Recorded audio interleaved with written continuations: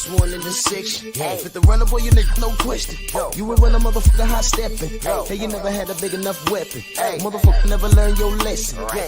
I'm a 88 pack nigga. I'm a 88 pack nigga. I mean, day walker, drink blood, fangs out, full moon, motherfucker change like a hoe, nigga. I'm just a nigga from the hood trying to stack a little cheddar for the money. Yeah, buddy. I know the rest. Drew Titan, Bronx on deck. Shout out to the mighty LDBC. Smash the like button.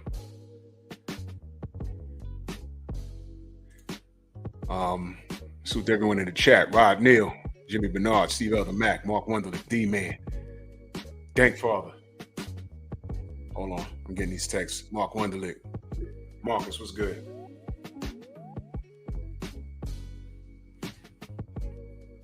Uh-oh, hold on.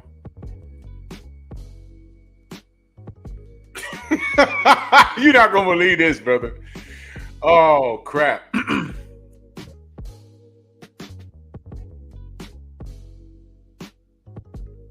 Unbelievable. Okay. I just got a text from Glenn. Just got a text from Glenn. He's having an issue getting on. Just now.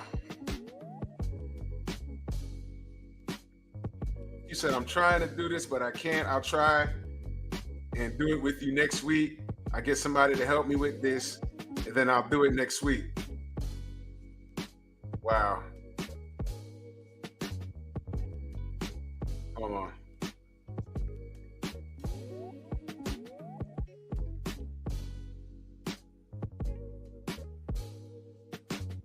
I'm not going to force it. Yeah, it gets frustrating for some of us who are not that versed in it, because I know the frustrations I've had, man. That's like, you notice how, like, when we have this thing where sometimes if some kind of surge go through, you got to kind of like fall out and come back in and stuff like that. Yeah. When that kind of thing was happening to me, I was like shutting down my whole lives and stuff. And it's like, till I figured out, all I have to do is just, I can even reboot the computer without ending the show. You know, the show will still be live.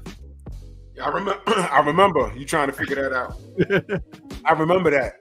I was like, man, that stuff was driving me so crazy. Man.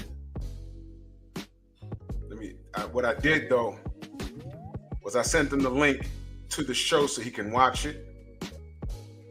Yeah.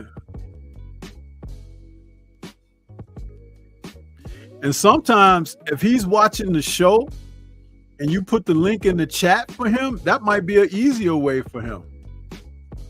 Yeah. I'm letting him know that. He said, okay, thank you. Okay. But you know what? I'm not gonna, because I ain't even gonna hold you. It was kind of short notice. Yeah. And shout out to Trick Nolte, because he called me while I was at the gym, and he said, "Yo, I think we could get Glenn Johnson tonight." I said, oh, "Okay, well that's great." So got his number. I spoke to him, and cool brother, down to earth brother. So I said, you know, if you're available, you know. So apparently he's having, and that's another thing. He has an iPhone now. For some reason, if you have an iPhone, it's harder for you to come in through StreamYard for whatever reason. It's bugged out. It's bugged out. So that's because them folks putting them constraints and restraints. Yeah. No, so I understand. Yep. I did leave him the link in StreamYard, but he's having some sort of issue. But what I'll do is during the week, I'll contact him and we'll do a test run, and so he can figure it out. You know, but shout out to Glenn Johnson. We'll get him on next week. I apologize. So here's what I'm gonna do. You know, when things like this happen, I always have a backup plan. And what I'm gonna do, always. Oh, salute to Stephen Elder Mack. He's laughing because I said them folks. You know, hey, listen. we have to have our, just like they have their code words about us and everything. Yeah. They always have a code word. Yup. So what I'm gonna do is I'm gonna change the title to this. Let me see. I want to know.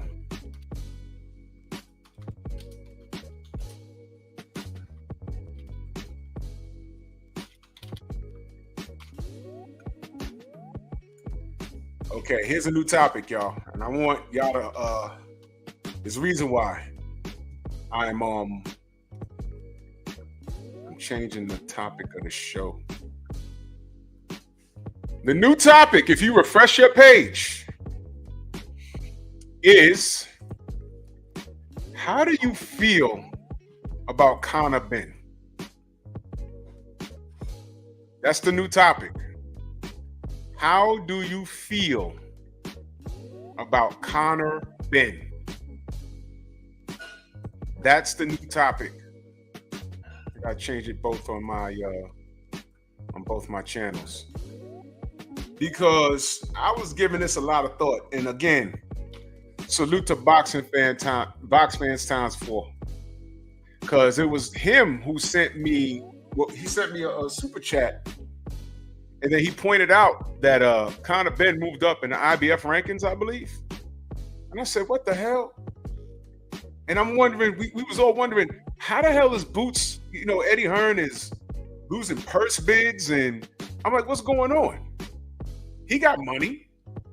How the hell is he losing the purse bid? What's going on here? What happened? And then Boxing Fan Times 4 says, yeah, he's setting up that Conor Benn work for the IBF. And I'm like, oh, wait, hold on. Eddie also, Boots' choices is, these are his choices, y'all. Go to Germany, where steroids was created. Go to Germany and fight a man he beat already, right? Or vacate the belt at 147, move up in weight, and fight Majimov. Those are his options. Auntie Jenny, salute. Those are his options. And I'm like, how is that? What is going on here? And then they point out the discrepancy in the IBF, because that's a discrepancy. First of all, Conor Benn doesn't even have a boxing license in his own country in the UK. And I'm like, what's happening here? And then we can all count. We can all put 2 and 2 together. 2 and 2 is 4. It's not 44. And this is Eddie Hearn. Y'all forgot who we dealing with? When we say Eddie Hearn, he's the devil, right?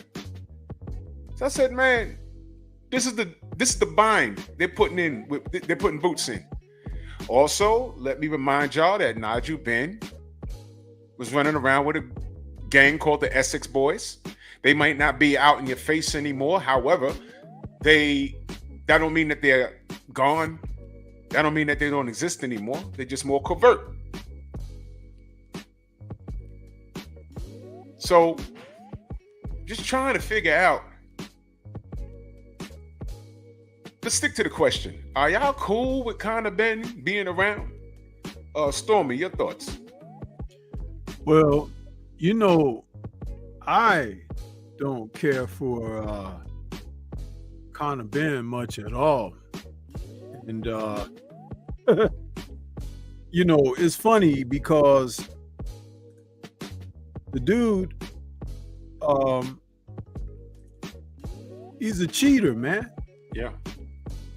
He's a cheater, and I feel the same about all of the cheaters. I feel they should be out of the sport because this sport is the hurt business, and by being allowed to continue to participate in the sport, what happens is you give them a chance to really do something that none of us really want to see happen. Right. And that is permanently hurt someone, in a sport that is billed as the hurt business. Right. Why should someone be allowed to cheat to gain a physical advantage? Because it's not anything outside of that. It's a physical advantage in a game in sport where it's the greater percentage psychological and mental. How about that? Nobody's trying to get better here, but they're trying to get better physically. Yeah. It really doesn't make much sense when you think about it, does it? Think about that for a moment. If you want to be better in school, going to gym and running faster than anybody in the gym, jumping higher than anybody on the basketball court, plowing through all the guys on the football field and the tennis and soccer and all of that, that's not going to make you the better student, is it? It's not. There was something that used to be said a long time ago called hitting the books. Mm-hmm. Yeah. Mm-hmm. Mm-hmm. So what I think about Conor Benn is that he should be dismissed. What I really love about the BBBFC is that they shut the door on his butt. Yeah. I love that. I think other sanctioning overseers of the sport around the world should adopt the same mentality. They should adopt the same mentality.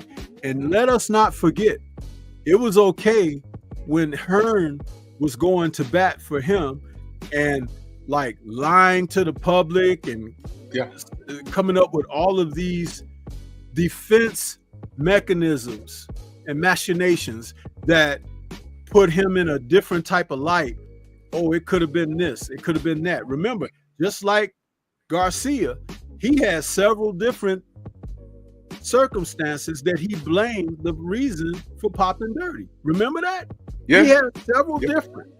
Yeah. And Hearn was right there with him all the time, wasn't he? Now, what's interesting is Dillian White popped dirty several times, and Hearn even fixed it where he could still go through with a fight and even change the gloves.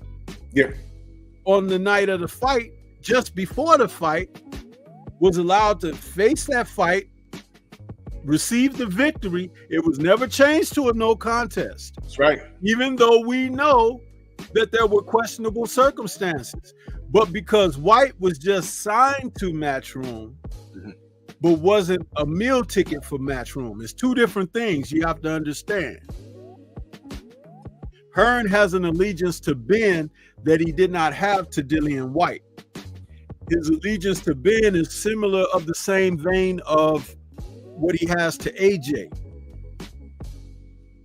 And when you have that type of allegiance for someone, you go through tooth and nail to lie, to see that you can gain greater favor. And sometimes you pass those manila envelopes and everything. It's all a part of it. But we're not supposed to know that. We're not supposed to think that far. You know, because boxing fans are like rocks, according to Bob Arum. You can kick them in any direction. Yep. Yeah. Huh? But we're not supposed to know those things. But so what I think about Conor Benn, I don't.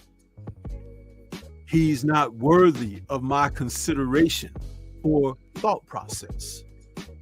Just as when I wipe, when I go to the commode, and I don't worry about where the tissue going. I just want to make sure it goes down when I flush. So how about flushing cheaters like Conor Benn and a number of his known affiliated associates in the sport who have come up on the dark side? Why don't we do them all the same way? Yeah. Which is why I didn't know, and salute to my brother, the odd fella. He says, no honor, Ben. No honor, Ben. Last fight was at 54. You see, I didn't know that. Because I'm not even thinking about the guy. That's why I didn't even recognize the move. Now, I'm glad our fella pointed that out. If his last fight was at 54, how the hell did he move up the IBF rankings to number 3 at 147 if his last fight was at 54? How'd that happen? That's more cause for concern. That means that there's something in the works right there. Well, this is the other part about that. Let us not forget this. Conor said he know all about them envelopes. Yeah. Yeah. We can't pretend like they don't exist, huh? Yep. You know, Yep. they float all through the air and everything, under tables, and you know, when you're having a meal, something gets slid to you, all kinds of foolishness. Strange knocks in the middle of the night at your hotel when you're a judge or something, or official, huh? All this kind of stuff, man. Huh? We've heard about it, but it's interesting because the casuals know not any of this. They don't.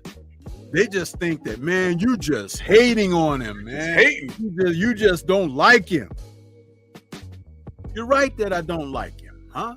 Yeah. I don't like him, or those who are supporting him, or those who are trying to make sure he's a mainstay. But where I was going, I say, let us not forget that he fought a couple of fights in America where Hearn slipped him on undercards.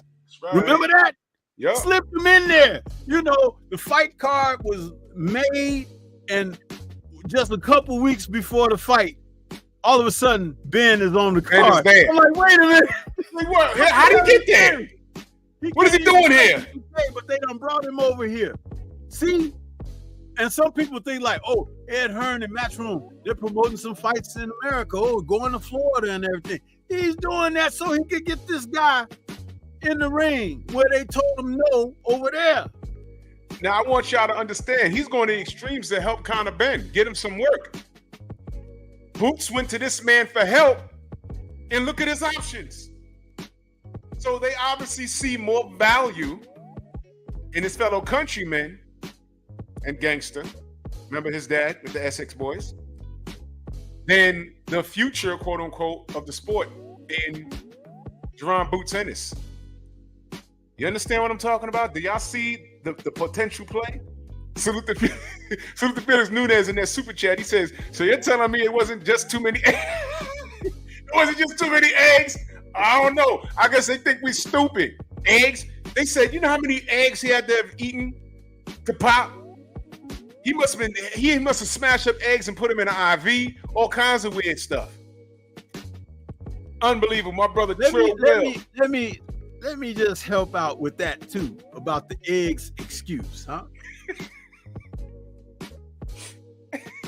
If that were possible, wouldn't there have been many other people to fall out dirty from that type of circumstance?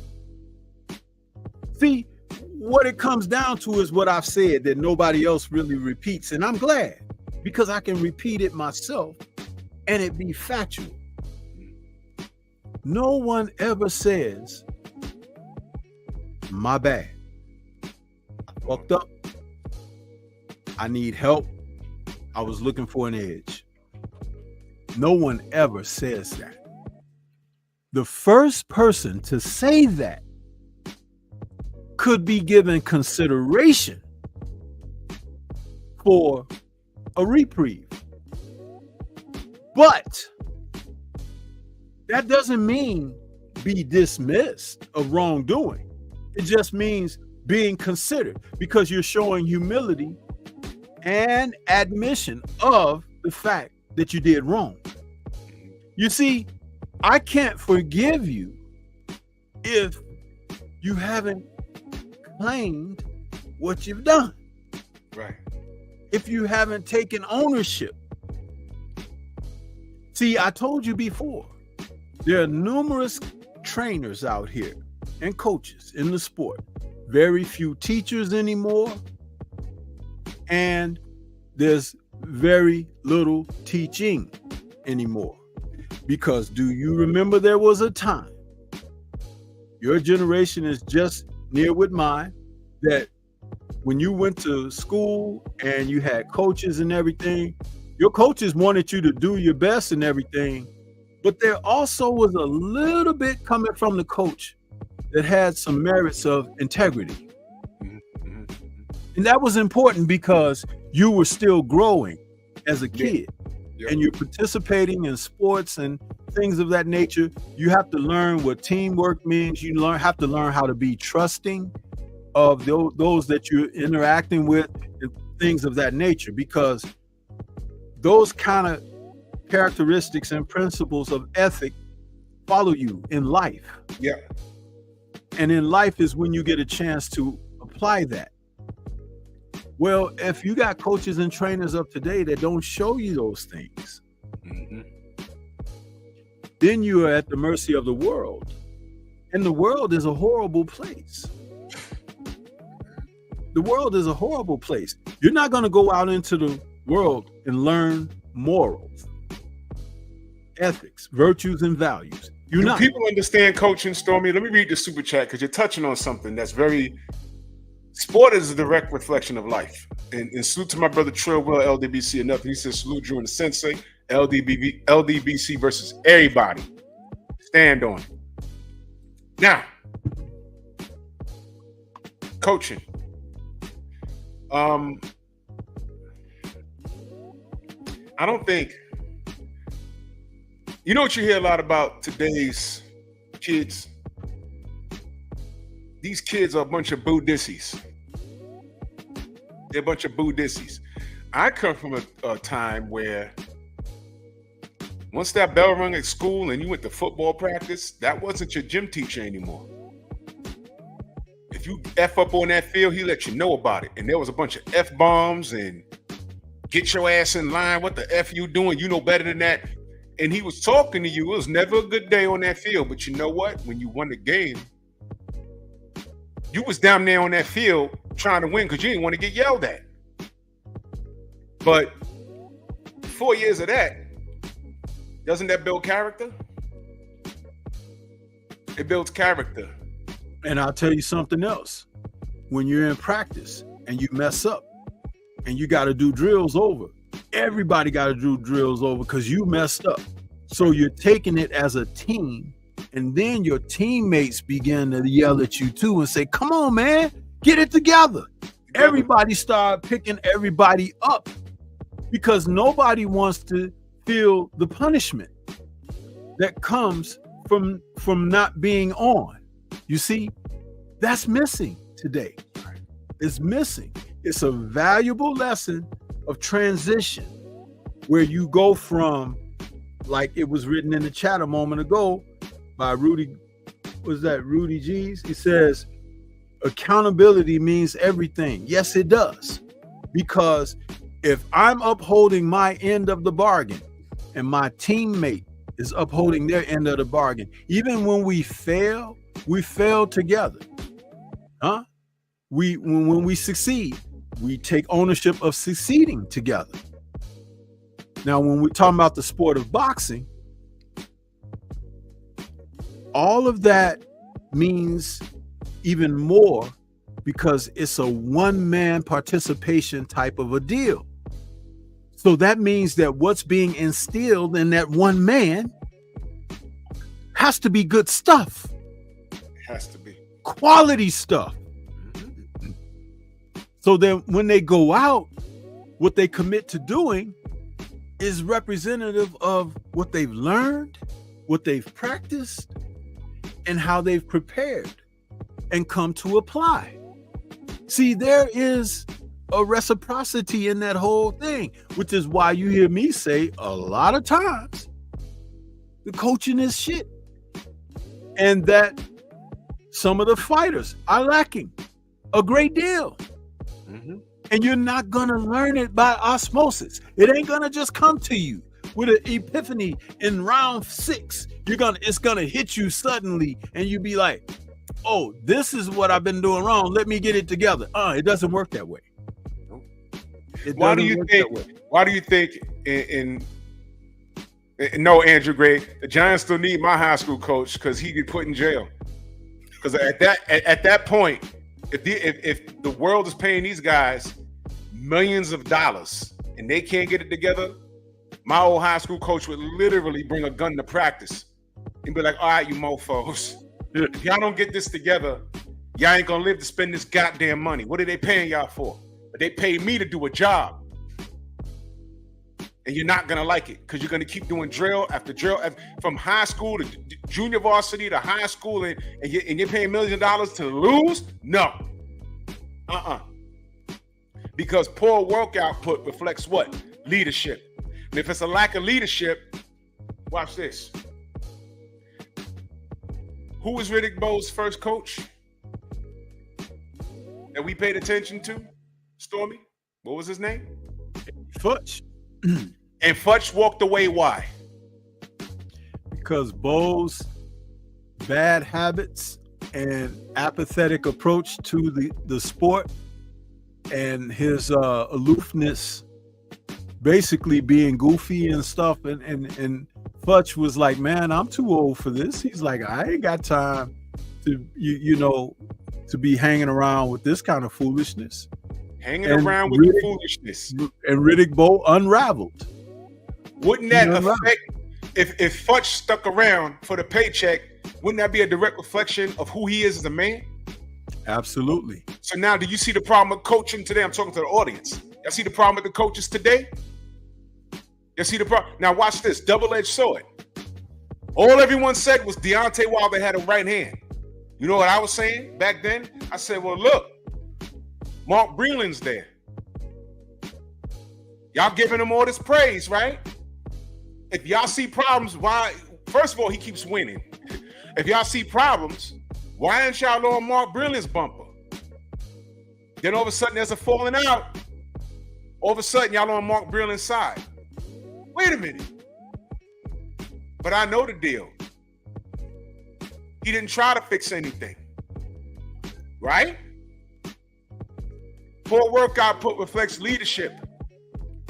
When teams are doing bad, who's the first to go? Ain't the star players. Don't they fire the head coach? Let me dumb it down for y'all. I know, Stormy, you don't like using target mix. But let's say you just running a drill in the ring. You keep telling your guy, man, keep your left up. How many times you gonna tell him before you go upside his head? Maybe twice. And then after that, I'm going upside his head. There you go. Now what happens if he doesn't correct that in 6 weeks in fight night? He's going to sleep. Did you ever see the video? Did you ever see the video footage of Lennox Lewis and Deontay in the parking lot? Yes. When he was trying to show Deontay his jab and the effectiveness of Lennox's jab that Emmanuel had taught him, and why he was explaining it to Deontay and everything. But that was earlier in Deontay. Let me hold on. Good evening, Victor. Good night. Go ahead, Stormy. Yeah.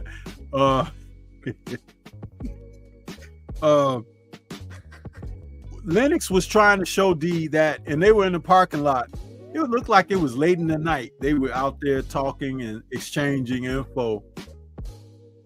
But what was interesting was this. Lennox ended up being a protege of Emmanuel Stewart, who ran the Kronk Gym. Mark Breland come up through the Kronk Gym. Even though Lennox was showing him on video that night, that exchange, I don't know that they ever crossed paths again in the gym where Lennox was around or came in to visit, or even D may have called him or anything. I don't think that happened. Anyone who's close to both parties can speak otherwise, of course. But my assessment of it is this. Lennox could not show him in one evening in a parking lot. It would have required some time in the gym, because you were dealing with a man who came to the sport late, and he had the athleticism to be able to execute what you're trying to show him. But there are stages that need and steps that need to be taken to get him to be able to do what you're trying to show him how to do. Right. And see, that type of breaking a fighter down to its base principles is what was missing with Deontay. And see, rather than be teaching and trying to build and make a better brand of the man, there were people who were overly critical and dismissive and also being judgmental. Yeah. But look at how far he got without what a lot of people who have been doing it since they were kids, That's right. that they didn't get. And see, therein lies another place, jealousy. I would have loved to have been able to work with Deontay Wilder in the gym, because I would tell you something, as bad as he is not knocking people out with that daunted right hand, with the sheer athleticism that the man has and the tools, the 82-inch reach, the 6'6" height, the thin, reedy strength that he has, because he don't have a lot of mass, but he has strength. He's got that Southern man strength. It's there. Dude, he could have been one of the best boxing heavyweights of all time. But it's just a laziness that exists, that didn't allow what could have happened with him to happen. Think about how great Bo Jackson was. He was born that way. He was born with all that you saw, all of those athletic feats, running up the side of the wall on a baseball field, and just throwing a ball from outfield to home plate to throw a guy out, running through people, so strong and fierce and fast that he pulled his own hip out of socket. We're talking about a man, home runs, first at bat. I mean, just an incredible subject. And guess what? People just showed him stuff. Oh, this is how we play football. This is how we play baseball. This is how we play basketball. You know, they just show him. But he was born with something that God put in him, right? Now imagine if somebody really tried to take that and make it the best of what they could make it. But see, he realized and recognized early on that he was very good. So he could do what he wanted as long as he put his mind to it. He understood that about himself. And that could have been through his upbringing, who knows? But a lot of people don't have that. So you need that teacher and that mentor or someone to put you on track. Imagine if Mike Tyson had the fortitude of a Devin Haney. Now you apply Cuss's teachings to someone like that and still be gifted like Mike was physically and everything, but he had a different ethic like a Devin or something. Now you're talking about one of the greats of all time. But because he didn't have that, he's not one of the greats of all time. He's not. He's one of the most exciting of all time. There's a difference. And he's one of the most entertaining of all time. That's right. But anytime he faced a fighter on his own level, or what would be an elite level fighter, he failed. Yeah. And not only in his failure that he suffered those setbacks, but there was never any redemption. Yeah. Never looked for it. That speaks volumes. And shout out to Aaron Snow. That's inside. Yeah.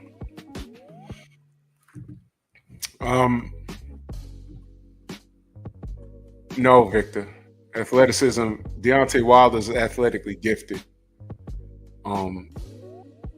The situation surrounding Wilder had everything to do with him being very trustworthy and blessing people around him, and a lot of them didn't have his best interests at hand.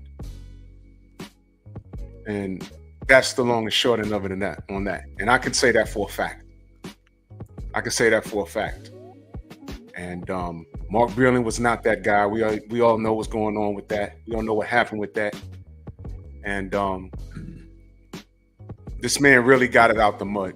If you look up getting it out the mud, as it pertains to a lot of fighters, that applies to Deontay Wilder.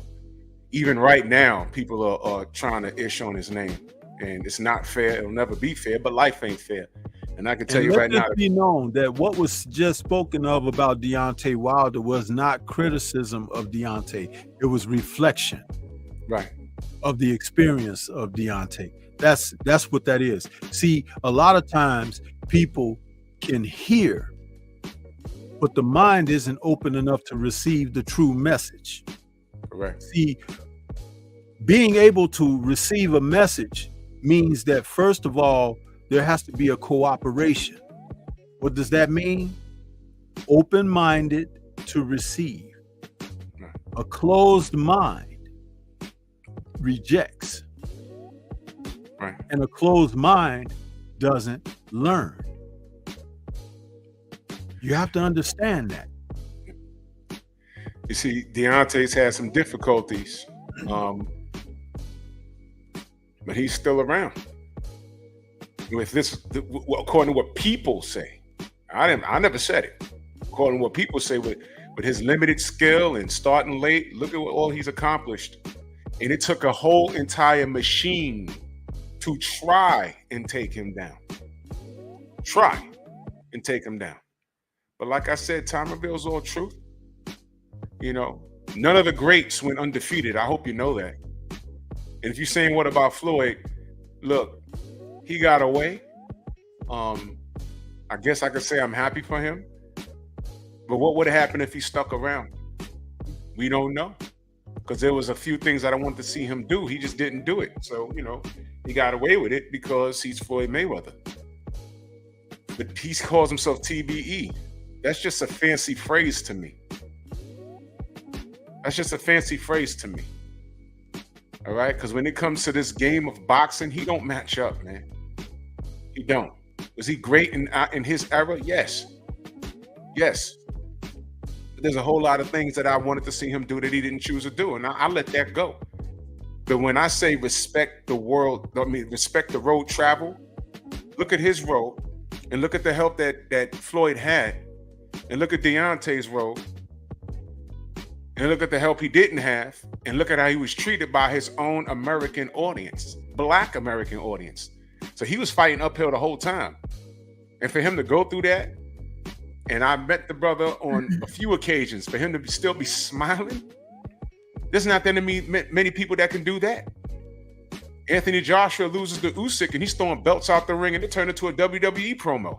I was like, what's wrong with this dude? He throwing it out, threw the belt out the ring. What's wrong with him? He just lost. All right. God damn. So you see the difference in behavior. His first loss against Andy Ruiz Jr.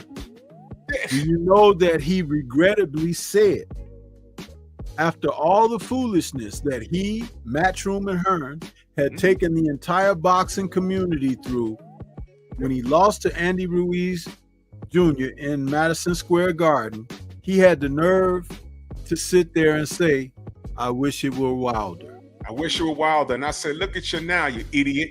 Because I was trying to prevent that the whole time. I said, these two brothers, I'm saying that on purpose, y'all. These two brothers, two black men, but one of them is going to be undisputed. Do you understand? We was one fight away from undisputed. One fight away. And because that fool listened to Eddie Hearn. Look now. The system got what they wanted.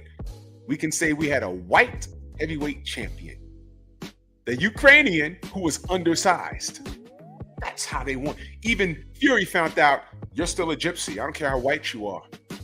Didn't we tell you that was going to happen? Didn't we tell you? And that's just how they want it. Congratulations. You tell people, because, you know, there are some who weren't around on purpose and just weren't listening because their minds were closed. Remember what I said just a moment ago about closed minds. But would you tell people, remind them, please, when the fight was finally made between Fury and Usyk, what did I say was going to happen? You said Fury was about to get taken to the cleaners because Usyk knows how to win.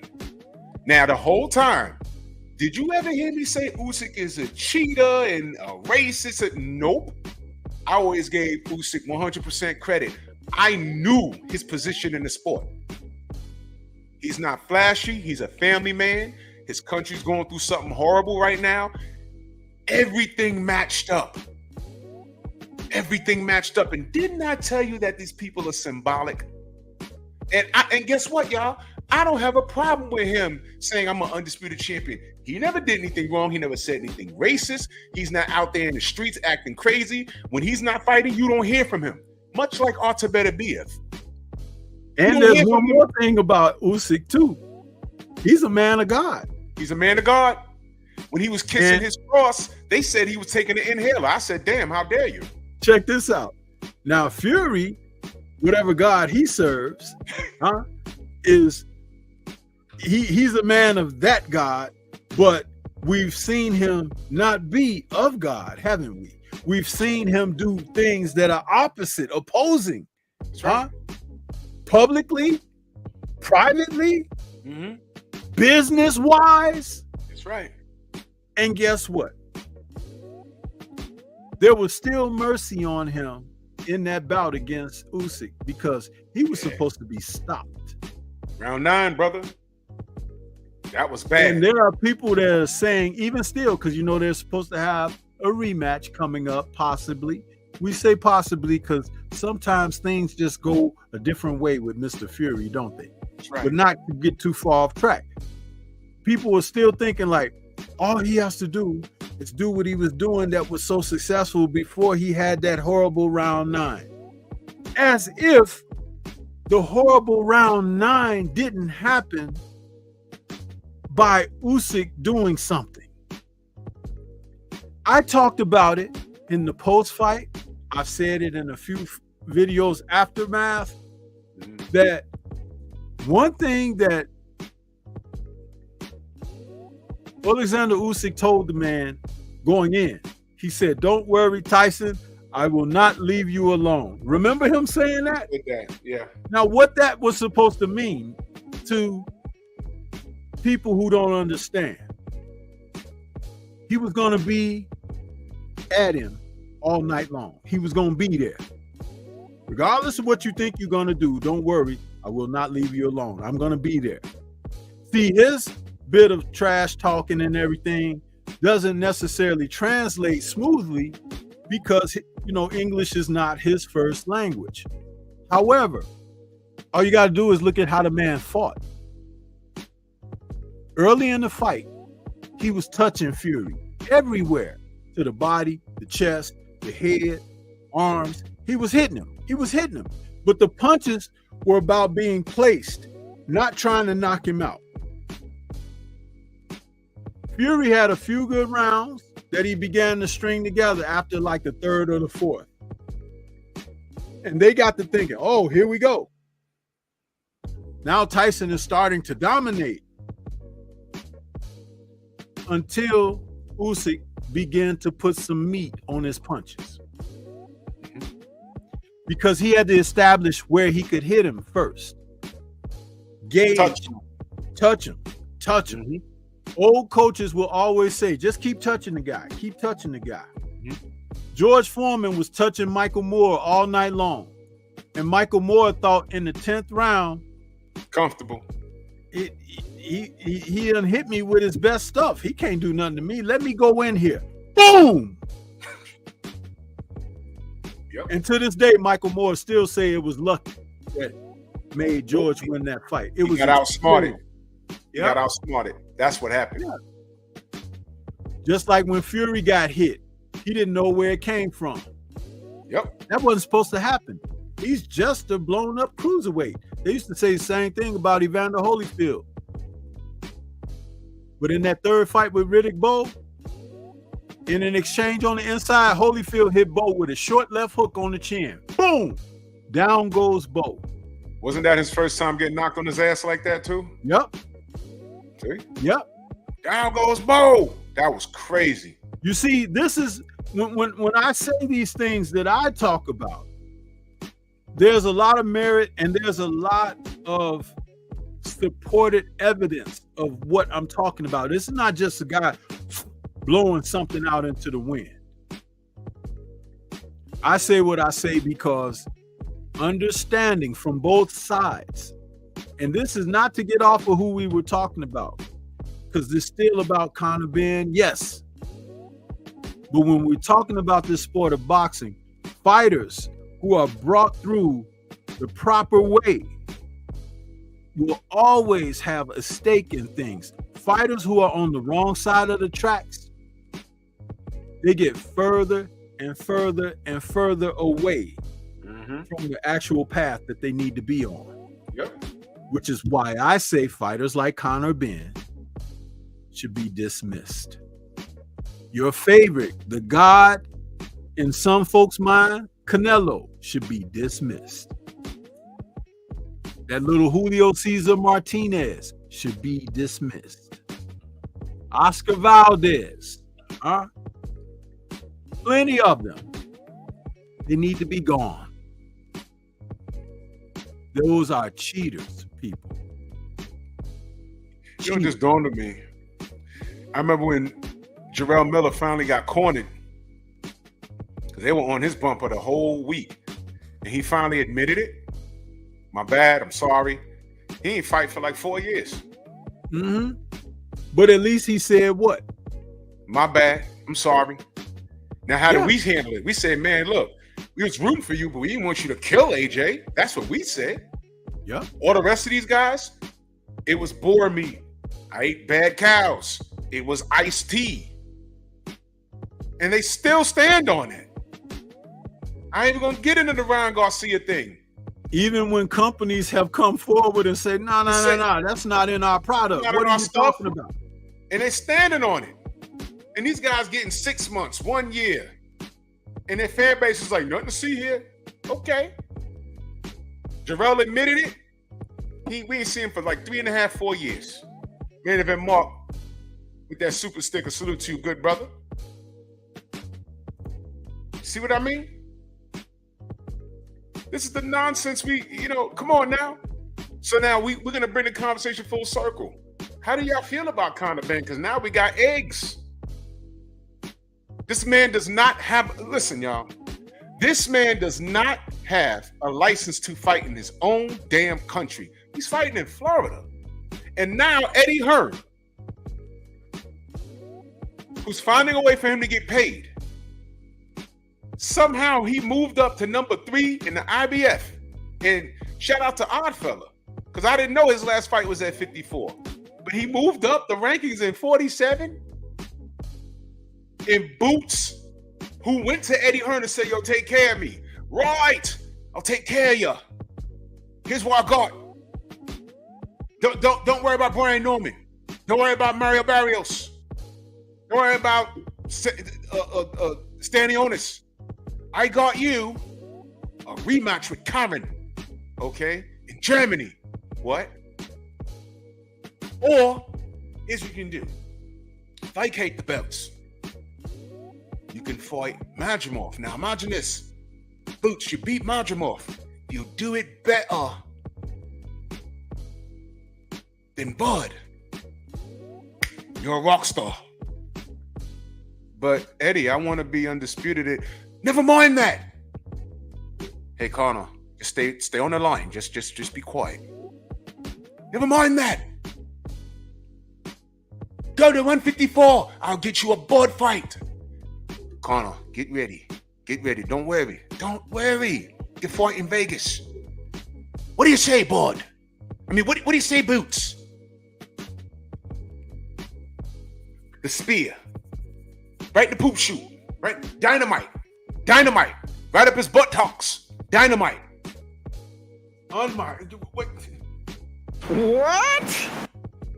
Yes.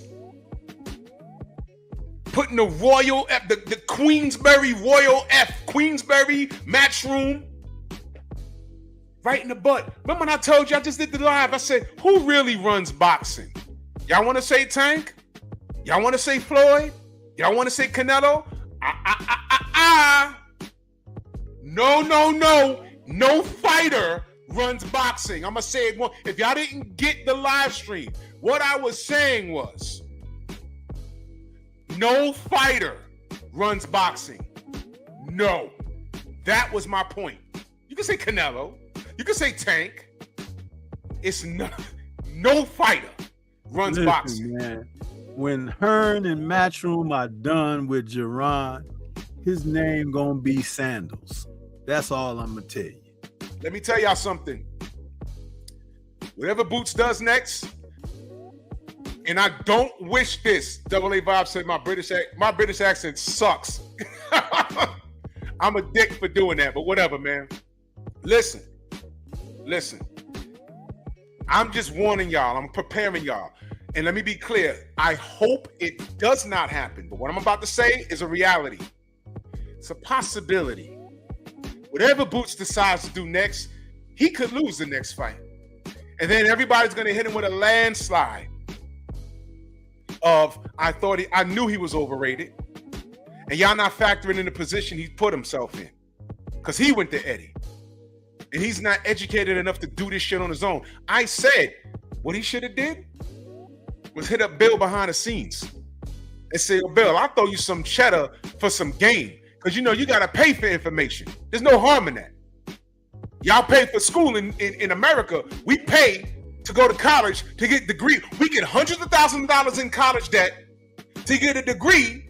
And do you know the average American does not work in the field they have a goddamn degree in? Do you know that? So now that we know that, you're paying for education. What's the problem? Had he gone to Bill and said, yo, Bill, I'm about to give you some bread. Put me up on game. Hell, why didn't he go to DHP? What I'm saying is a lot of these fighters don't know how to do certain things. So he just went to Eddie because he thought that was the best business move, and look at him now. So there's a place of concern. At least from my end, I want what's best for him. Now watch this.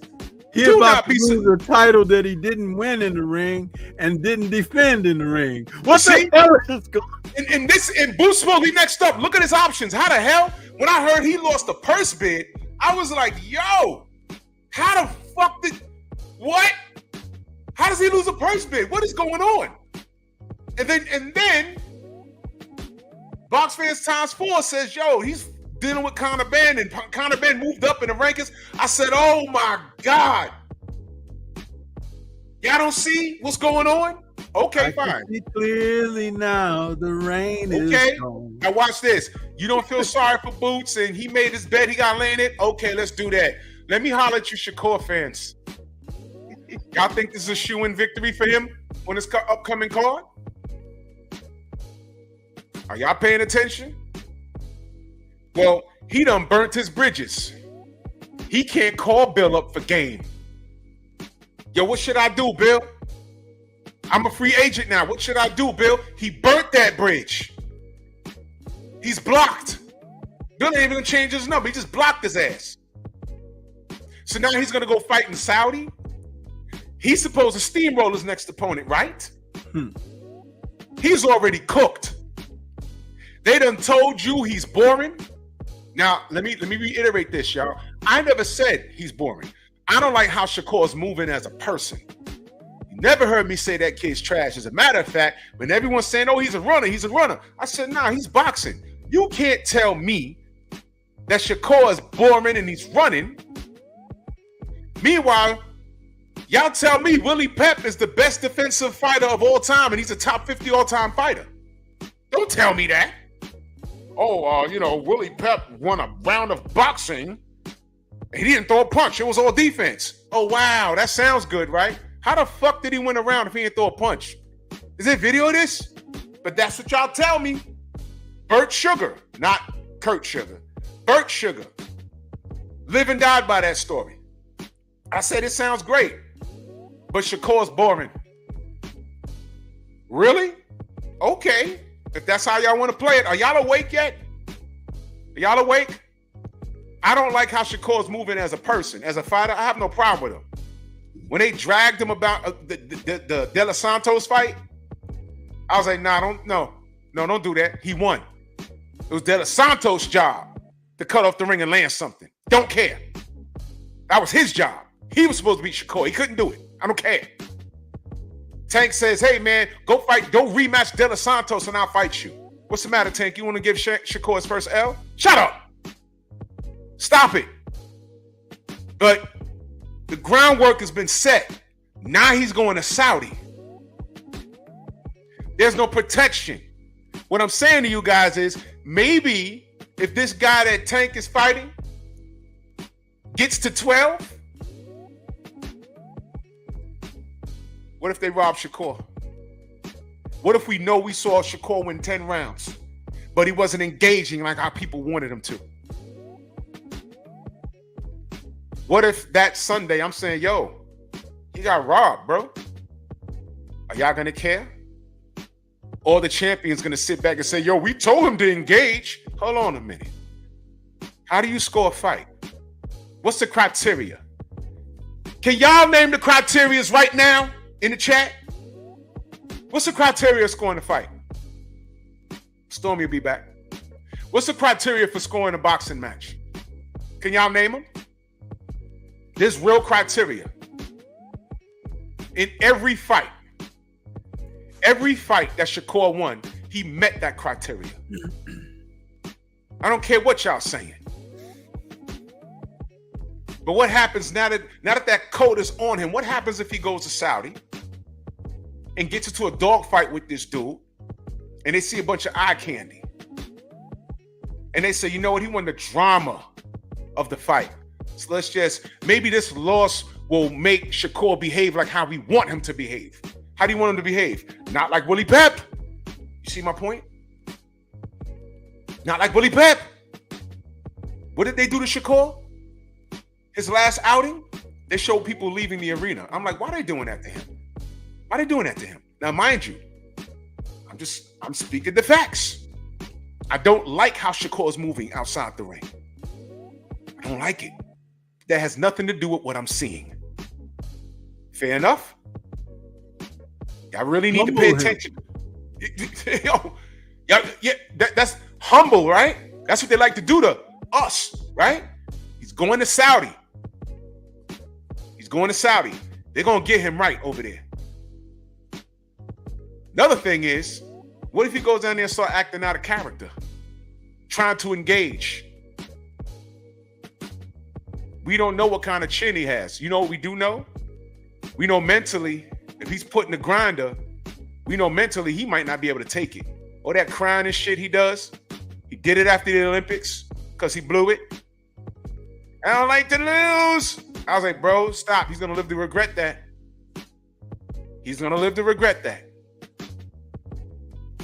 And he wins the fight because he's undefeated. You're winning. Why are you on a 48-hour binge arguing with people on Twitter? Young man, you won. That's it. Your response to everyone should have been, I won. Dig it. Oh, were you born? You won. I won. Dig it. Oh, well, F you. I won. Dig it. That should have been a response to everything. He should have made a shirt. I won. Dig it. But now he's going to Saudi and fighting. What's his brother's name? He's fighting over there. Stormy. What's his guy's name? Cordina. Yeah, that's Joe who's fighting. Cordina. Listen. Yeah. It's supposed to be a gimme fight. Y'all better hope he styles on this dude and knocks him out. Because if it's round 6 or 7 and he's still there, it's going to be a problem, y'all. If he's still there and he realizes, hey, man, he can't hurt me, I'm going to walk him down. And, like, weird shit happens in Saudi, doesn't it? Right? Ajit Kabiel is on a 2-fight knockout streak in Saudi. Just like that. Right in your face. And still no one's talking about him. He stopped Marjamov, that giant bear-looking Russian dude. And he stopped the Cuban Flash. Didn't see that coming, right? because the Cuban Flash was next up. Was he not? Was he not? He got stopped, y'all. Adjit Cabiel, 2-fight win streak. Just like that. So there's some movement going on. So I hope y'all paying attention to detail. And all of this movement, and right under the radar, Conor Benn is number 3 in the IBF. Number 2 is not rated. So basically, Boots might be getting set up for failure. And enter Conor Benn. It looks like he's preserving Conor Benn, who's a drug cheat. A drug cheat. He can't fight in his own country. How the hell? What? He sees more value in. Y'all gonna learn at some point. Y'all gonna learn. You can't say I'm racist. You can't. Conor Benn is black. Look at him. I don't like cheaters, man. This is ridiculous. Y'all understand when you get caught juicing, whatever it is, I don't care if it's a gram of salt in an Olympic-sized pool. It shouldn't have been in there in the first place. To me, that's attempted murder, y'all. It's attempted murder. To me. And you're right, odd fella. I'm looking at the IBF like, what? What are y'all really doing, man? All right, who took bread? How'd that happen? Let me look at the IBF rankings right here. Jin Sasuke, okay. Louis Crocker, Patty Donovan, Alex Rocha, Gabriel Venezuela, Nicholas Flash. Okay, there's no one there that anyone's checking for. The only person in that ranking that people know is Conor Benn. So they're going to send Jerron to Germany to fight a guy he fought already. Shocker. For him to come back and fight the winner of that fight, whether it be Jerron. So watch this. If Jerron goes to Germany and styles on Cameron, he's going to bring his ass back to America to fight Conor Benn, the egg eater. No, he's going to go to Germany if he takes the fight in Germany. He's going to go over there, and after a couple of rounds, he's going to be asking his dad in the corner, why do I feel this? Why do I feel this way? That's going to be Boots. In Germany, Winston in the corner like AJ when he was in New York. Why do I feel this way? The camera on Eddie Hearn, he's going to be like, got him again. Because that's how they do us. Man, Boots, you better not go to Germany. You may as well go to 54 and fight Madrimov. God damn, man. This is stupid. Meanwhile, how do you lose the purse bid against Brian Norman Jr.? This is what happened. Oh, man.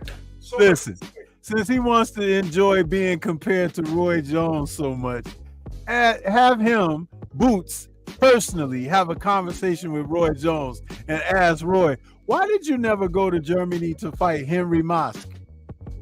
And see what Roy Jones tells him. Roy gonna be like, well, you see, I did not need to go to Germany because I was the baddest man on the planet. Well, Boots, what's a little, I don't know, $900,000 payday or whatever it is? I don't know what they're paying him for that. Don't go to Germany. There, I said it. Do not go.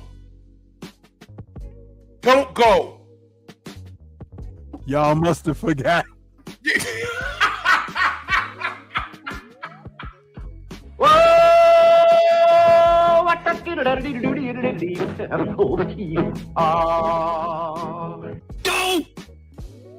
Yep. Y'all must have forgot. Roy never went to go fight Michalczewski. That's all they were talking about. And Roy said, wait a minute. We can't even spell his name. And guess what? To this day, nobody holds that over Roy's head. Ask anybody. Yo, who's Darius Michalczewski? They're going to be like, huh? Who? And if they say they know, then ask them to spell it. That's a bonus. You can't spell it. It's M and what else? I bet you'll get it wrong.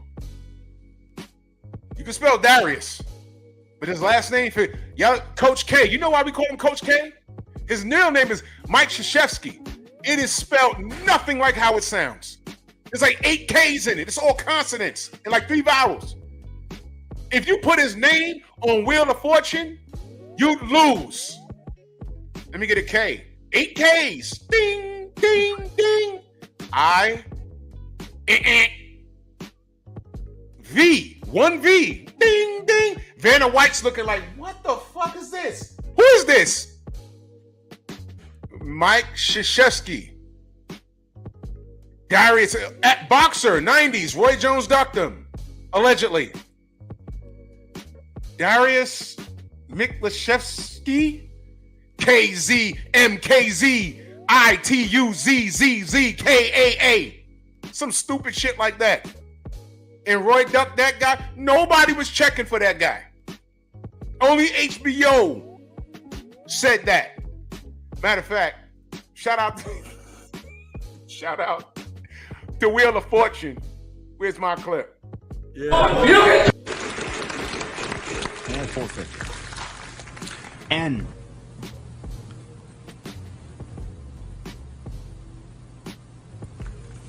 No N. Brandy.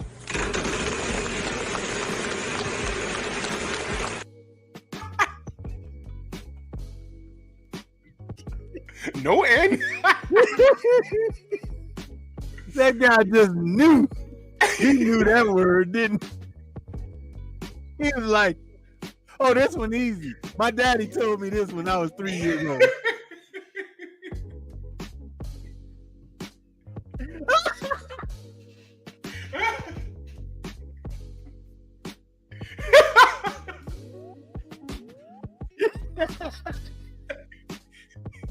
He said N. He said that. Hey, you remember the old Superman TV series with George Reeves when it came on and he was standing on the moon and with the flag in the background, standing on with his hands on his hips? He was all confident, right? That's how dude was. When he said N, you could hear the Superman music playing. Dun, dun, dun, dun, dun, dun, dun.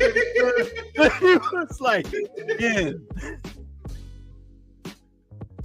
Oh boy was like, no N.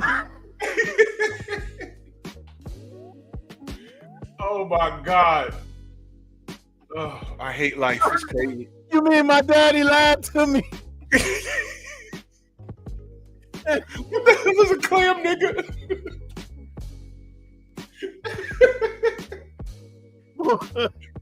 Oh, man.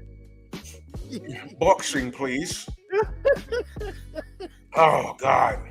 So anyway, nobody in America even remembers Darius Miklashevsky. No one remembers him, and nobody is saying, "Roy, you ducked that guy." Roy gonna be like, spell his name. M. Okay, exactly. Shut up. I have no idea what a clam nigga is.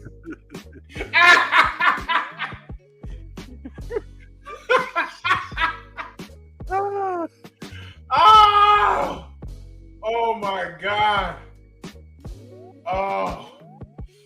I laughed so hard I got dizzy just now. Shut up! All right, this is serious. Because I'm concerned about Shakur. Oh my God, he said N. No N. Whew. Wow. But it's not even just saying the N. It's the confidence that he had. Like, he knew this. He was like, this is my game right here. He was like, give me an N there, Alex. Oh. You know that other meme that shows everybody going like this? It's like, you should add that in there. It's like when he says N and everybody go, oh. Baseball. Oh my gosh. I can't, man. But see, even in that, at least we could laugh at it, right? But it's like, dude, come on. Really? It's like, this is the plight of the black man. You know what I mean? It's freaking ridiculous. Yo, our brother said he thought that 450 was secure. He said, I got this. I got this. And the pause in between was crazy. He said, no end. And you know the host was like, wanted to say, well, what's a clam? What?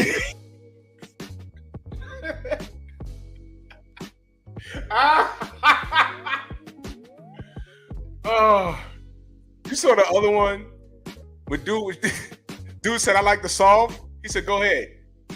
It said right in the butt. Everyone was like, what? That totally wasn't it. It said right in the butt. Oh my God. Oh, I hate people. It's crazy. So what's a clam nigga? I don't know. I have to Google it. What's a use a clam nigga? I don't know. Maybe they up in, I don't know, somewhere in Maine, you know, on the beach, looking for clams. Clam niggas. I don't know. But anyway, everything we're talking about. Shakur potentially. Listen, I hope Shakur go up there and get a knockout. Now let me tell you. But Drew, you don't like Shakur. No, I don't like how he's moving. But listen to this. Who would you rather see take Shakur's L? Cordina or Tank? Tank fans, don't you want to, wouldn't you want to be the first one to take Tank's L? I thought that those two camps would be working feverishly to get a fight together because someone's O got to go. Yo, Stormy, you remember watching the fight and Michael Buffer says, someone's O has to go. Doesn't that get you hype? Like, ooh, lot on the line here. He said that when Oscar De La Hoya and Felix Trinidad. Yep. Man, and by the way, speaking of that, I thought Oscar won that fight.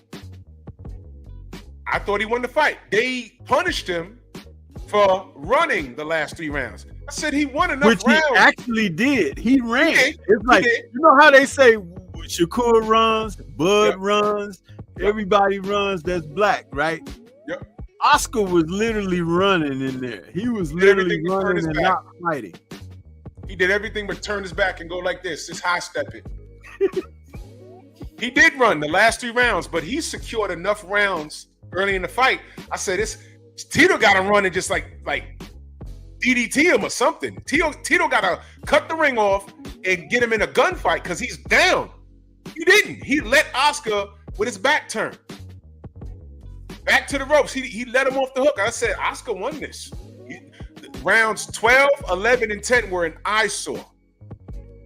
But you know what? I thought Oscar won enough of the fight to get the nod. And what did they do? They took it from him. That's what they did. You see? And I'm telling you, if Cordina gets to round 12, they're going to get Shakur. Going to get him, man. I don't trust this business. They're going to get him. And my live is going to be epic. It's going to be I told you so. And that's going to be only part 1. There's a few I told you so's. When it happens, you don't know. I told you so. Volume 1. Didn't I tell you they're going to get this kid? Didn't I tell you? Told you. And I'm not a Shakur fan like that. No. But I speak of the facts. And Tank is only delaying his lesson because he won't fight nobody. He's only delaying it. And I guess Loma said, I'm just going to sit this one out and ride it out because, my titles I guaranteed. I'm talking about that tomorrow. Like, what the y'all gonna keep playing, and they're gonna get him. And I told you so. Volume 2. Wait, see, told you. I told you. They're gonna get it. Listen, unless he sold his soul already, then there's that. But it don't look like it. I told y'all they're trying to line up Lomachenko to be the next undisputed champion at 135. I told y'all. Even selling your soul. This is the whole reality about that. That's why these folks need to wake up to that foolishness, because when you're black, it don't matter. You ain't in the club. You're not. You might be able to hang around some folks that be in the club. You might even, rub elbows and bed sheets with them and all of that. But you are never, ever, ever, ever, ever one of them. You're not. And sometimes, the wake-up call comes. Huh? Yep. Even when you don't think you sleep. It's bad, man. It's the bad. Wake-up call comes. It's bad. I'm gonna be right here. And actually, Volume 1 already happened, and y'all don't even remember. I told y'all when Anthony Joshua loses, it won't even be against Deontay. I told y'all they weren't fighting back then, but I said, when he loses, it's gonna be when you least expect it, against the person you least expect it to, and it's gonna be ugly, and it's gonna be just enough to put that blemish on him. And I'll be damned. I don't care if he got it back against Andy Ruiz. He shouldn't have lost it in the first place. The first time he comes to the mecca of boxing. Do you know how much money whomever made when AJ lost that fight against Ruiz? And this is the worst part about it. Because it's Hearn and Matchroom, I wouldn't be surprised if they, and then he turns around and signs a lifetimer with them. Oh my God. Oh yeah. Buck breaking at its finest. Huh? Y'all gonna learn. Just ask Kell Brook. You see? That's what happened when you don't go along with the plan from the man. They do you like they did Kell Brook. And guess what? Sandals Ennis, that's what he just stuck his feet into. Huh?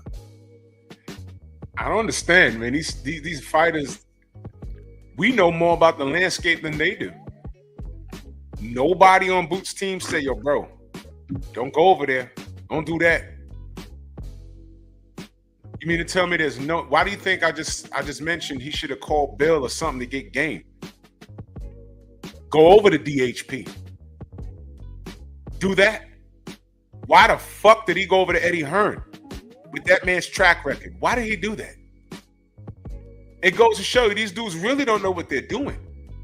They really don't know. And I like Boots, but that was a dick move. And it didn't take him long to show him how much of a dick move it was. Who's shocked at this? When y'all heard that he lost the purse bid, y'all wasn't like, how the fuck? Eddie Hearn got deep pockets. What do you mean? And then what made it worse was, okay, he lost the purse bid. It can't be that bad, can it? And then you look at his options, you're like, wait a minute. Why are you doing that? What's going on? What's going on? And then enter Conor Benn with the eggs. Dude, I couldn't help but just think as I saw that, I was like, you know what? This is Deontay Wilder, AJ situation all over again. All over again, bro. All over again. A leopard doesn't change his spots. That's why I want to see if his new nickname gonna catch on. Because you done heard me say it twice this evening. I'll say it one more time. Sandals Ennis. Because his boots have been unlaced. Yeah. Yo, listen. How would y'all feel if we never got Boots versus Brian Norman? How would you feel if we never get Boots versus Bud or Errol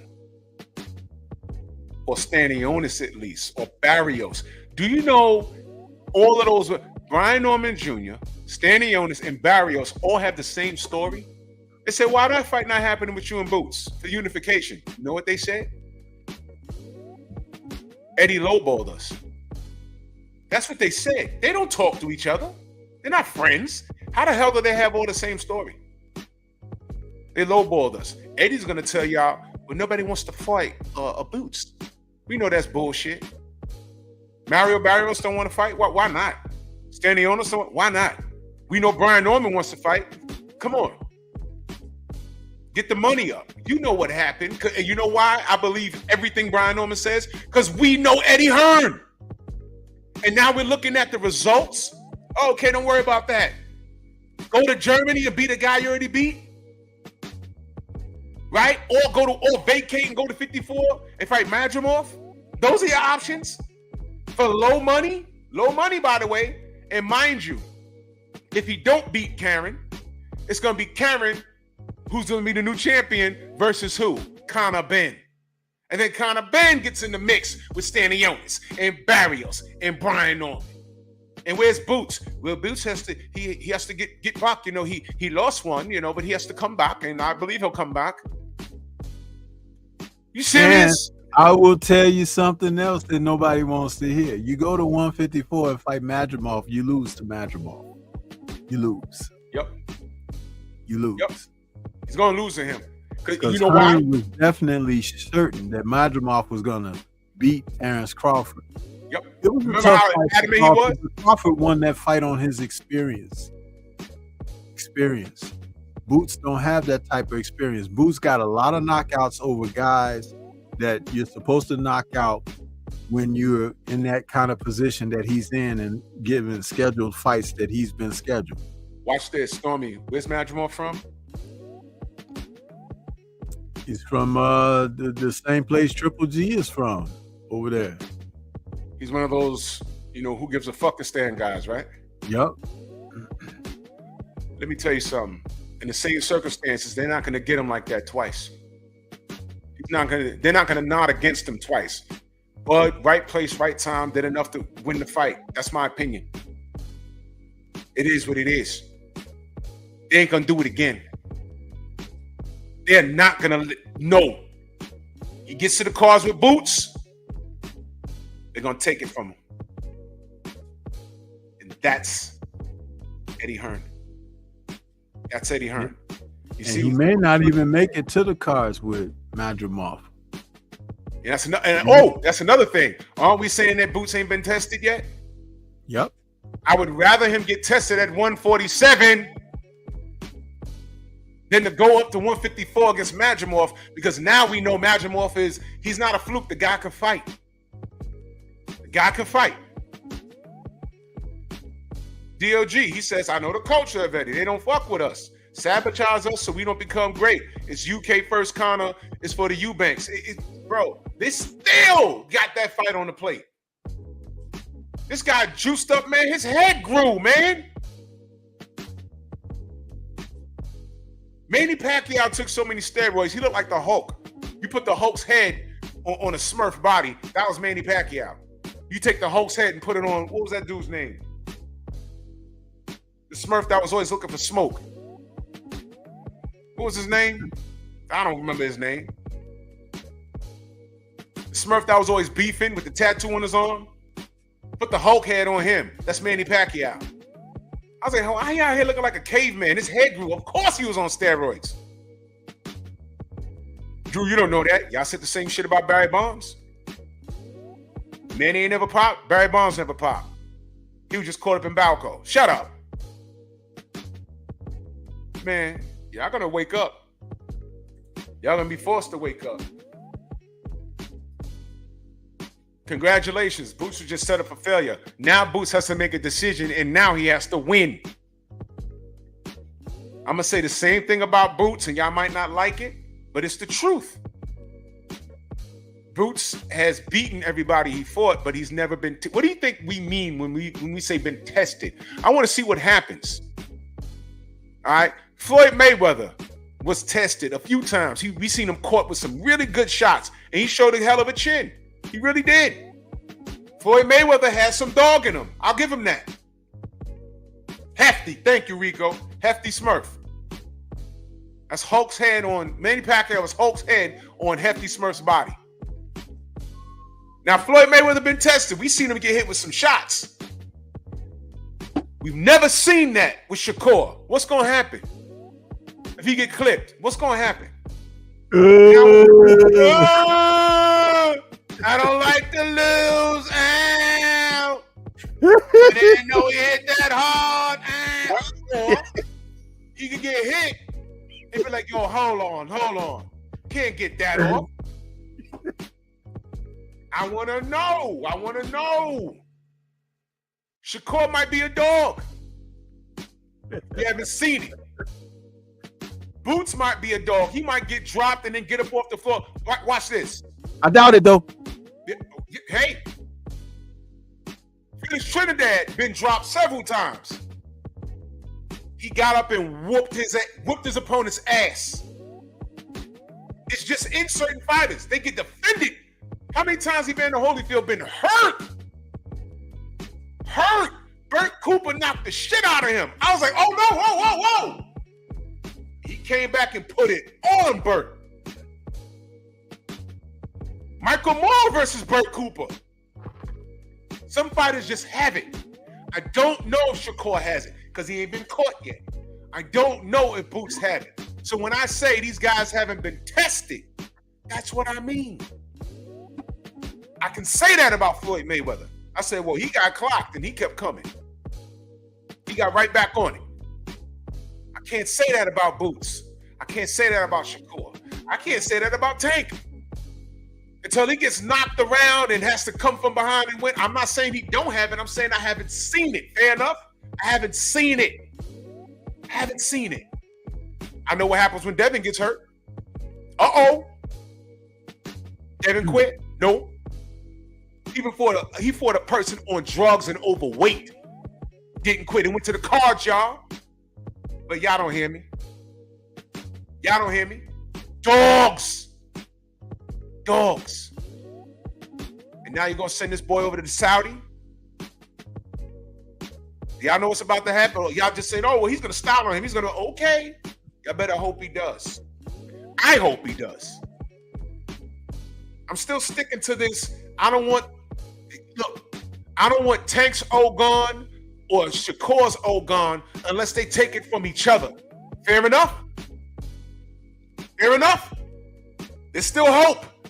Hey, they can even still go up to 140 and fight Devin. They ain't gonna do that. Remember when I said they need to work it out between, and Frank Martin was in that crew. They need to work it out. There's still 3 left. But y'all don't hear me though. Y'all cool with all this ducking and dodging. And by the way, Devin undefeated. Shakur undefeated. Tank undefeated. Why is there still value? There's more value in Lomachenko than all 3 of the names I mentioned. Why? When that motherfucker got 3 losses.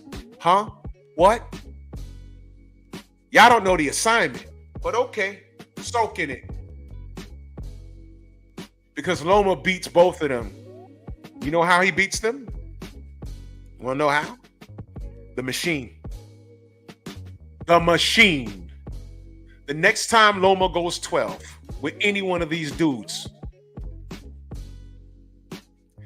listen, I don't want y'all running to my channel. Oh, come on, Drew. He dropped Loma 3 times. I'm gonna be like, so what? So what? Remember? Peds is not why Devin Haney lost to Ryan Garcia. I want you to remember all that shit you talk. Oh, well, it really was a draw versus Tyson Fury versus Deontay Wilder in the first fight. Huh? I want you to remember all that shit you talk. Remember it. Whoever one of those brothers fight Lomachenko, y'all got to knock him out. Because the scorecards are done already. They're done. The same reason why Coach Cal don't want the Shakur fight, the Tank, is the same reason why he really don't want that Lomachenko fight. Don't let him fool you. Don't let him fool you. Trust me. He's not going to let him do what he want to do. He's not going to let him do what he do. Pardon me while I drink this Mountain Dew. Watch, I'm telling y'all, everything y'all put out, be prepared to take it. I'm telling you. I've seen this already. We've been down this road. What do you think when AJ brought his ass to my city and lost to Andy Ruiz? Yo. Y'all remember AJ fans once upon a time were the loudest people in all our chats? Y'all remember that? That Sunday. Crickets. I went to everyone's channel just to see. Y'all know I don't troll. I just said, let me see what they're talking about. I heard every excuse in the fucking book. And I'm like, man, if they only knew the phone call I got. Because that was right before the pandemic. I said, they ain't going to believe me. I don't know. I don't know. I don't know what's wrong with him. And my boy said, yo, who's your man? I said, who's my man? He said, yo, your man, the big British kid? He left me a message. When I called him back, he said, yo, your man was walking around with no shoes on, sweating, like he was about to cry, going in and out the locker room. He said, who's that tall white boy? I said, that gotta be Eddie Hearn. He said, yo, he's on the phone with somebody tomorrow. I don't know. I was like, what? And when I went home and watched the fight, because I went to work that day, I went home and watched the fight. AJ's in the corner with his arms up wincing. Why do I feel this way? Oh! Hey, do you remember his ring walk? That stupid ass look he had on his face? He probably was wearing a pamper. It was like, Take your clothes off. I gotta take a shit. It was like a scared look with a half of a smile or some shit. It was like really weird. It wasn't his usual look. Nope. And when you put all that stuff together, it's like, got him. And you know what? This is something he'll never say out loud or anything. If you talk to him on the one and you say, yo, man, what the fuck happened to you in New York against Ruiz? I drank some Gatorade and a stomach. I bet you he gonna tell you some shit. I bet you. And you know what? He thought he would. I'm with Eddie Hearn. I'm with this white guy. It'll never happen to me. Besides, I'm not Black American. I'm British. Nope. Not at all. That's a negative, K. Nope. Got him. And Stormy, didn't we get on here and say poisoned? The same shit that happened. Dude, we said it way before anybody could think about it or whatever. And I drew the analogy of the similarities of Deontay and he, because it was like, what, 6 months? No, because Deontay fought Fury in February, right? Mm-hmm. And he fought Ruiz in June. So just a few months apart, but the scenarios were eerily similar. Eerily similar. And I was like, wait a minute, man. And I talked to you about it behind the scenes. And I was like, dude, they just took out the two top black heavyweights in a couple of months. The two of them. And guess what? They were on that collision course, even though the fight wasn't made and Hearn was not trying to make it because Deontay was open for it. Deontay didn't even think about AJ until AJ said his name. Remember? That's right. Deontay wasn't even thinking about him. But AJ said his name, and then it went from there. But the whole point that I'm trying to make is they were the two champions. AJ had 3 belts. Deontay had 1. And one fight away from being undisputed, like you said so many times. But it seemed like the PTB did not want that to happen. They did not want there to be one black man being undisputed in this 4-belt era in the heavyweight division. And there's something to be said about that because the heavyweight champion of the world is and has always been considered the baddest MF on the planet. And we've had the era of Tyson and Lennox and people like that, Evander and all those guys. But this is new age. And that new age is pushing forward a different type of supremacy mindset, that they're cutting corners, that they're pushing people aside or eliminating people so that someone can be included because they have been excluded for so long. And if you don't know history, you don't understand this aspect of what we're talking about. So there is a reason why Alexander Usyk is the undisputed, now unified heavyweight champion of the world, because whatever's happening in his country, the world events and things of that nature, they need something to give themselves a pep, to feel good about themselves, to feel strong, to feel included, to feel on top. Yep. You don't understand the symbolism behind what this means. Just like you don't understand what you've done in destroying the symbolism behind what Deontay Wilder meant. Your own people. This was a man who was for the people, for his people. A real people's champion that we haven't had at the heavyweight division since before, what was it? Larry Holmes? And that means you have to go back to Ali, because Ali passed the baton to Holmes. Ali was the last people's heavyweight champion. A man who could probably sit down in front of the reporters and tell them what was exactly on his mind. And say, I could go to any house and have dinner. He could walk down the street without bodyguards.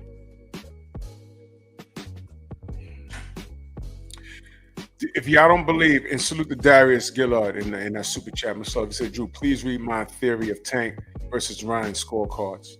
Oh, wait, you said something? The brother said, like, how the F do you score a knockdown 9-9 or 10-9? Bro, yeah.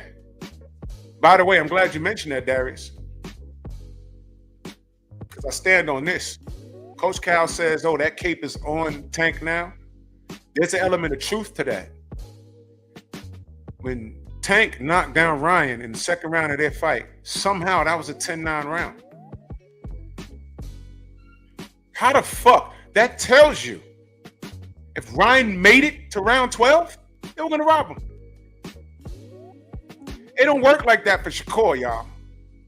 Wasn't it strange that all of the judges didn't score at 10-8? What was that? It was something real strange about that. I did a whole show on that, and I think all the judges scored at 10-9, or two of them scored at 10-9. But that's round, crazy. Man, bro, if y'all don't understand the fix is in. Oh, you said no before that? He says, I still believe my theory that they paid the judges to make up BS scorecards to validate Tank not fighting fighters that specializes in decision wins, aka boxers. There's an element of truth to that too. There's a reason why. You see, Darius, you understand. You understand. That's why certain things aren't moving the way we would like for them to move. This is why we're not getting what we get. But the luck might run out as soon as he gets in the ring with Lomachenko. There should be an avalanche of criticism towards Lomachenko every day.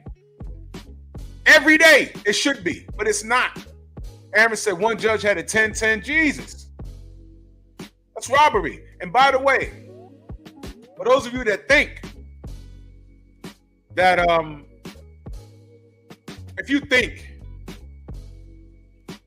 that AJ wasn't sick before the Ruiz fight, do y'all remember after the fight, AJ's father pressed Eddie Hearn in the ring, and Eddie Hearn had to get in front of his dad and said, Dad, it's not them, it's me. Y'all remember that? Word on the street is AJ wasn't feeling well, and his father told Eddie, stop the fight before it even starts. He's not right. You all the way, come on. You're already over here. You got to go through with it, man. If not, what were they going to do? The 11th hour he got sick, his dad was like, you can't go out like this. And he did. Why do I feel this way? You know why you felt that way, Anthony Joshua? Because someone poisoned, or Anthony Johnson, as Reggie Miller called you. Mr. Worldwide known boxer. Reggie Miller on TNT calling him Anthony Johnson. Go figure, right? You got poisoned, my man. That's what happened. but I don't know what I'm talking about. Everything that I speak on here, you pay attention. This Tank and Shakur thing, I'm telling you, you better pray. Whoever fights Loma got to knock him out. And I know you Tank fans like, oh, he's going to knock him out. Okay. All I'm saying is if y'all really felt he was going to knock him out, if Tank, forget how y'all feel, if Tank felt, if he felt that he could have stopped him, he'd have told Floyd, just give me this fight so I can get rid of him. It's the reason why that fight ain't happened. I'm just saying. Coach Cal don't like putting Tank in the ring with people that's not going to stand in front of him. It's probably why he ain't fight Teofimo Lopez. That's probably why he's looking across at the WBC champion in Shakur and there's no fight. Well, hold on. Coach Cal said, didn't he say, hey, man, why would we take that fight if he's not going to stand and let us do what we do? Did he not say that? I'm like, why is he? Wow. Teofimo, Lomachenko, Shakur, drained Frank Martin. That's what happened. Did Tank not say, oh, man, you look drained? I said, oh, shit. So I made a phone call. I said, yo, da-da-da. And they was like, yeah. I was like, damn. Well, he said it out loud. Discredit yourself. That's cool. That's why I told y'all, Tank fans today remind me of Mike Tyson fans in the 80s and 90s. Mike beats the world. I said, yo, this ain't Mike Tyson's Punch-Out. This is the real world. Nah, he beats everybody. I said, okay. Okay. Oh, DOG, I know AJ has anxiety attacks. I know. He had a meltdown after Usyk whooped on him. A meltdown. He almost cried after the first fight? Went up to Usyk and said, how did you beat me? I was like, what is wrong with this kid? Y'all remember? What advice would you give the kids coming up? Do what you want in it? I don't know. I probably tell him don't get into boxing. Remember he said that? I was like, yo! He's telling you what it is. If you want to talk to any athlete and get the real out of them, talk to them after a loss. Go ahead and talk to them. That's why I said, if anything, if I'm going to say anything positive about Floyd Mayweather, I would say that he was mentally prepared for this game. That's what I'll say about him. He was a dog in that ring, and outside the ring, he had it under control mentally. I don't see that in AJ. I don't see that in Shakur. Tank, I haven't seen him up against it yet. There's a lot of good things he does in the ring, but I need to see him face someone different. What happens when he fights a pure boxer that can keep him honest with power? Or someone elusive like Tank. No matter what you do, you can't catch him. But he's up on the cards. You know Tank throws rounds. We don't throw rounds. He don't win every round. But Tank has great, he has a boxing IQ. I'll give him that. Yeah. So how do you beat Tank? Footwork, angles, and with the help of the machine. And like I said, Tank could have sold the soul and become a part of the machine. But if there's 3 blemishes on Lomachenko's record, Tank could have all the money in the world when he lays his gloves down. The thing is, much like Anthony Joshua, these people are symbolic, and they're going to put that blemish there. I firmly believe that. Remember, I said that. Don't like Tank as a person, but I'm just speaking the facts right here. I don't trust the machine. I don't trust how no one's on Lomachenko, but more on that tomorrow. And the reason why this is all relevant to the show tonight, what are your thoughts on Conor Benn? Look at the rankings and tell me how the hell that's working out. And then you're looking at boots. And shout out to Oddfella again. I didn't know Conor Benn's last fight was at 54. I didn't even know that. So how the hell is he moving up in the 147 rankings? There's something there for that, man. And now Boots can't unify at 147 because the guy he entrusted with his career allowed himself to get outbid and lowballed all his contemporaries and said, well, you can rematch a guy you beat already. in his own country, or drop the belts and move up to fight Madrimov. And we're all sitting here saying, yeah, you know, Boots hasn't been tested. You think Madrimov ain't going to test him? What happens if Madrimov and Boots fight at 54? And Boots looks subpar or worse, loses? How many of you Negroes are going to come in and say, well, I knew Boots was overrated. I knew he wasn't beating Bud. And I knew, come on, man. And the reality is he shouldn't have been put in that position in the first damn place. We're going to skip all of that. How they do the black fighter. You're going to skip all of that. Just to say, oh, well, I knew he'd lose to Madrimov. Or let's say he wins in a tough fight. Or I knew he got touched too much. He shouldn't be there. But y'all go ahead. Remember I said it. Remember I said it.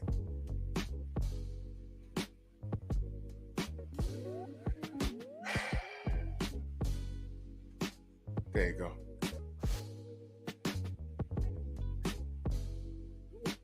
I can't hear you. Oh, I got you now. I hear you now. Yeah. No, I was saying my Google shut down. It's weird, right?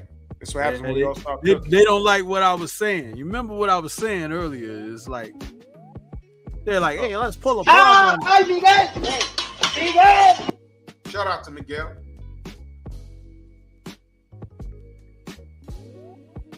Yep. Don't tear Boots down if he hits a rough spot and drops. He takes an L to somebody. Because I want y'all to remember, stay on code, people. Boots shouldn't be going through this. And more I see this, the more you gotta respect Devin Haney. Because Devin ain't go through this. They tried. And I'm telling y'all not to tear Boots down. God forbid he loses. In this bind he's in, whether it be to Madrimov or Karen in Germany. Don't do that. Because the whole time when Devin had to go to Australia and take short money, had to win undisputed over there and then defend it over there, y'all were hating on Devin, wasn't y'all? Damn. Y'all couldn't put your hateration aside. Shout out to Mary J. Blige. She made up that word. Y'all couldn't put your hate aside for 2 fucking seconds and stand in the pocket for this brother. Stupid. Damn. Stormy's Google's acting crazy. But that's all right. I'll be back here tomorrow.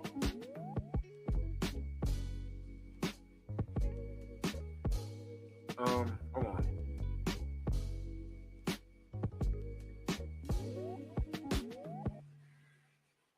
Man, salute to y'all. Oh no, DOG. I don't know who he's found. I don't know what Boots is doing. No one knows. It could be Karen in Germany. He could vacate and move up to fight Madrimov, but those are his options because Hearn lowballed everybody, all the champions at 147. All the champions at 147. He lowballed all of them. And it's disgusting. They're trying to stop that Boots train before it gets started. And enter Conor Benn. Crazy stuff, man. But we're going to get out of here. It's Focus Ball. Salute. Stormy, let them know how they can find you. Man, it can find me right where Miguel and Google is messing with my channel. Wherever the bat signal goes out, I'm probably there, because this is what they doing to me. But you know what? I shall return. Right here on YouTube, Stormy B-Man is the channel. That's Stormy B-Man in all caps, but no cap. That's right. Salute to everybody. The Venmo, Zelle, Cash App, Super Chat. I'm going to cook on I hate boxing, y'all. I hate boxing. I hate boxing, man. Because I got to cook on more foolishness tomorrow, man. Keep an eye on Conor Benn in those rankings. Keep an eye on what they do to Boots. And keep an eye on what I don't want this, but keep an eye about what they possibly might do to Shakur and Saudi. Keep an eye on that. And I'm not saying the Saudis are going to cheat him. I'm just saying the judges might hold him accountable if he's unexciting and goes 12. That's what I'm saying. Never forget what Oscar. Y'all might think Tito won that fight. No, I don't think so, but it is what it is. And I did double check. They did not, all three of the judges did not give Tank the knockdown in that fight against Ryan in the second round. None of them gave him the 10-8. None of them. None of them did? You see what I mean? You see? They were about to rob Tank, y'all. And when I'm on here, now listen, y'all, when I'm on here, I've spoken up for Tank many occasions. If Ryan went to 12, they were going to rob him. Whether if it was a draw or not, they were going to rob him. Those, y'all go ahead, man. There's no sense of unity or community in y'all. And I'm not talking about my family in the chat, but y'all know who I'm talking about. You Tank D blowers. Y'all gonna rule the day. I'm telling you, man. Y'all gonna see what I'm talking about. Y'all gonna see what I'm talking about. This would look. I'm just gonna say this is what y'all get for not being on code. But I'm up out of here. Glenn Johnson next week. He was supposed to be here today, but he had some difficulty with his connection. So he'll be here next week, hopefully, God willing. If not, we're gonna cook regardless. We'll catch y'all tomorrow. Bronx on deck. Move! Why are you gay? Who says I'm gay? You are gay.